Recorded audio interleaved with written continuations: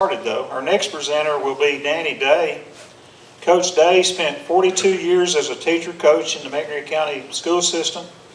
Coach Day is a member of the MCHS Sports Hall of Fame class of 2017. And Coach Day still holds the distinction of being the all-time leader in wins for a baseball coach at McNairy Central High School. And according to Jeff York, credits Coach Day of holding the record for having the longest acceptance speech after being inducted in the Sports Hall of Fame. Please welcome Coach Danny Day.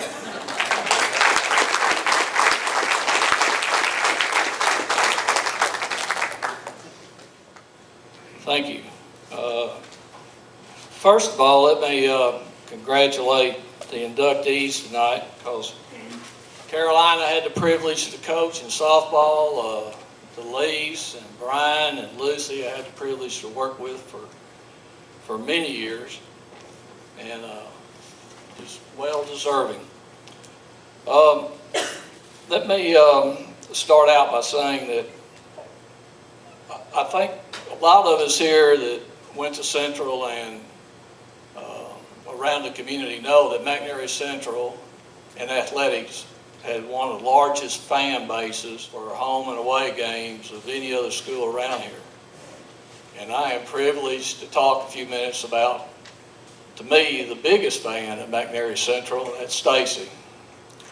I've had the privilege to know Stacey for at least 35 plus years. And if you're having a bad day at school or wherever, and you see Stacey come in, just go talk to him for a few minutes. Your day is lightened up just talking to Stacey. And I think everybody here, teachers, and anybody else could agree with that. Let me give you some info on Stacey in school, growing up and all that. We know Stacey has cerebral palsy. At the age of 2, he entered the Cerebral Palsy Center in Jackson. He was there for 5 years. And I'm old enough to remember, but he was on the telethon. Every year he was at the center, and I don't know if any of you remember that or not, but seeing him on there, but I do. I was in college at that time in Jackson. At the age of 7, he started school at Bethel. In the 2nd grade, he came to Selma Elementary, and he was not in a wheelchair at that time. But he was able to walk. He'd get to the gym and the cafeteria. And he met a good teacher down there, became his friend, lifelong friend, until he passed away, and that was Dale Fisher. And Dale took care of him, and that relationship continued even when Dale came up here and started teaching, and Stacey came on to the high school up here. Stacey, in the 3rd grade, had a good friend, Derek Botteford, who invited him to a birthday party. And a lot of Stacey's friends and all got to see him walk, but he walked with a gait. He fell a lot, but he got right up and kept going. And they saw, his friends did, that he would try anything. From there he went to the old junior high, which is a civic center now, and later to several middle school. And when he got to the middle school, he was participating in Special Olympics. In his first 25-meter race, he was still walking and also doing some running. It took a little longer for him, but he finished every race. And this is one thing that really got Stacey involved in sports, or the love of sports, and that was the Special Olympics. Then it was time to come to the high school. Well, I think Darlene and Fulton will tell you they were very nervous about what was fixing to take place up here, because it's a larger school, and for Stacey to get around and all that was just going to be hard for him. So at that time, he got the wheelchair, but Stacey was not like his parents, I guess. He was excited. He was ready to come.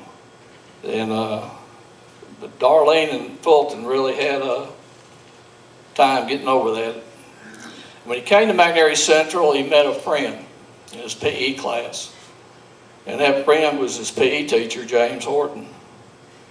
He involved in a lot of activities in the gym, walking. You got him out of the wheelchair. He was walking around the gym. He was standing in front of the basketball goal to shoot baskets. And I witnessed a few of those he had made too. There was a lot of the exercises that Stacey did in there, and that's why he was so able to do a lot of things he did now. Coach Brown, when he came, he continued those things. And a little story with Coach Brown and Stacey, and I'll let them talk about that more maybe, but had to do something with a pep rally. Are you aware of it? Yeah. Are you?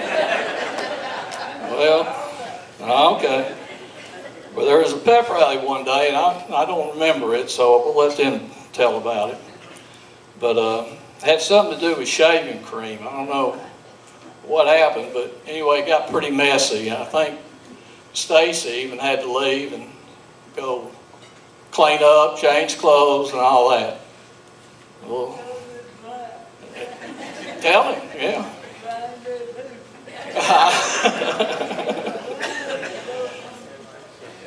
Well, Stacey, I got something out in the truck for you. If you don't think you got paid back enough, there's a can of shaving cream out there right now, and I'll go get it. When this thing's over, you and him can take it up in the parking lot, I guess.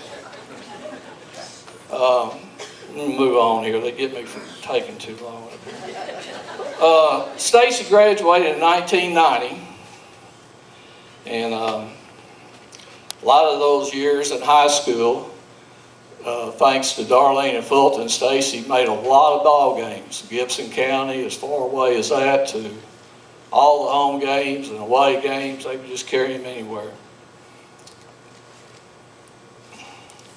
But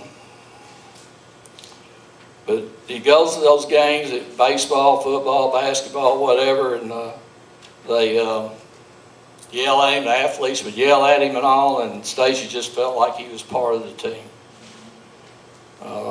While a student at Central, Stacey was selected to the School Hall of Fame and Most School Spirited in Who's Who.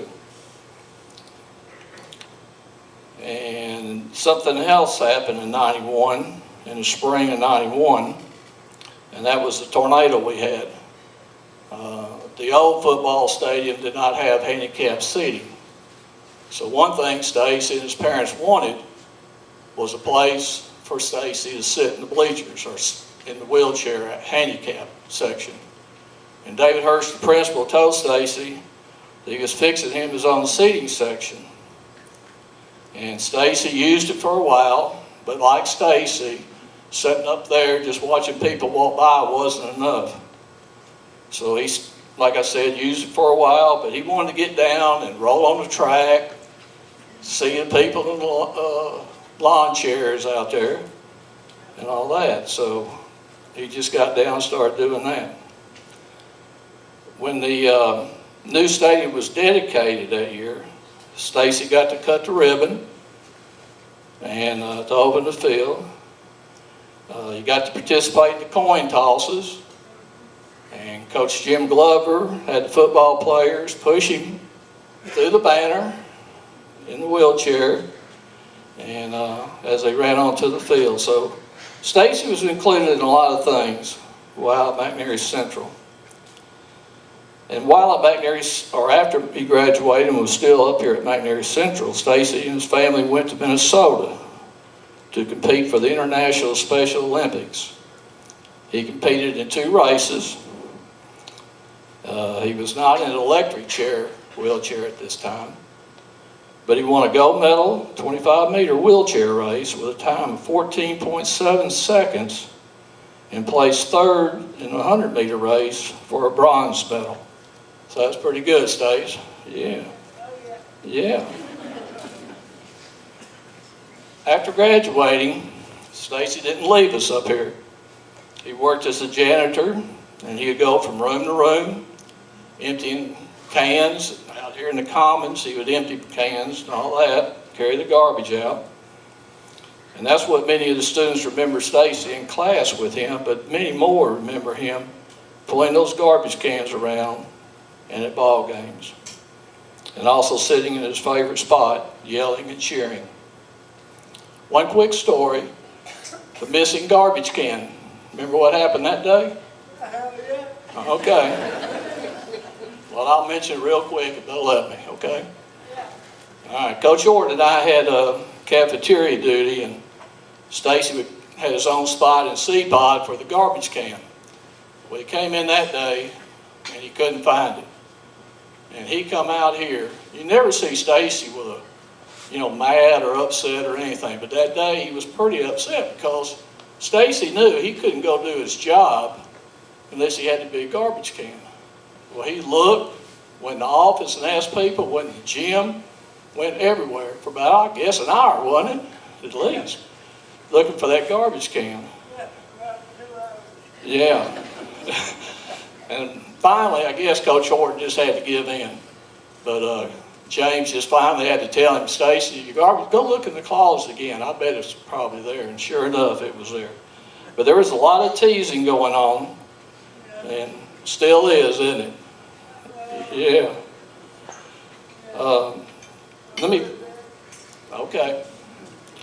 Let me say too, Stacey was a big help to me while I was AD. He would help me set up for ball games in here, put the ropes up, admission signs, money boxes out, help me in the concession stand, things like that, or he'd just run any errand that I needed done. But let me say this, that McNairy Central was not only his school, but Stacey considered it his home. He enjoyed the relationship with principals, teachers, coaches, janitorial and cafeteria staffs, and just all the students. And Stacey and his mother have been, I know a lot of you have too, committee members and others have been to all 7 and 8 of these inductions, but they haven't missed one either. So I think that's very... Well, let's get up here, Stacey, okay? Let me introduce Stacey Null as inductee into this year's Hall of Fame. I think he wanted to say a couple of words.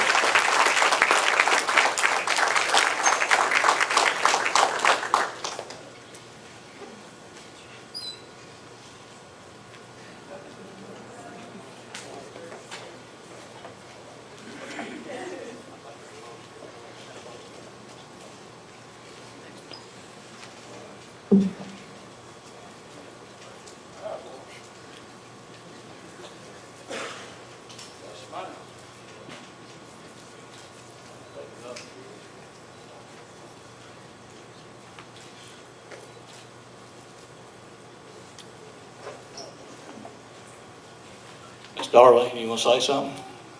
Or do you want to say it first? Thank you.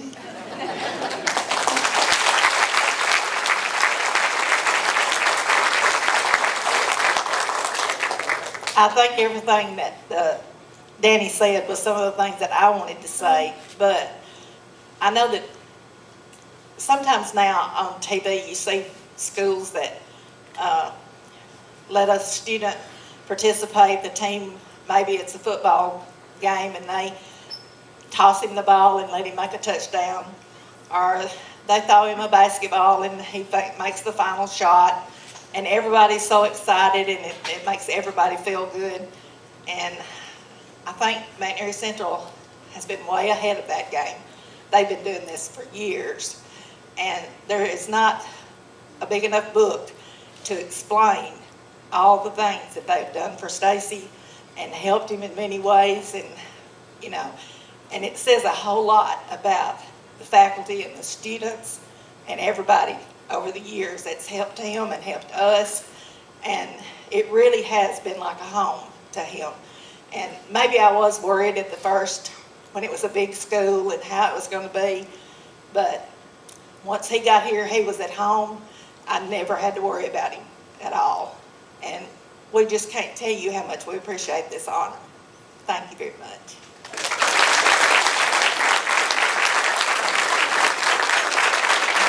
Give it up for Mr. Bobcat, Stacey Null.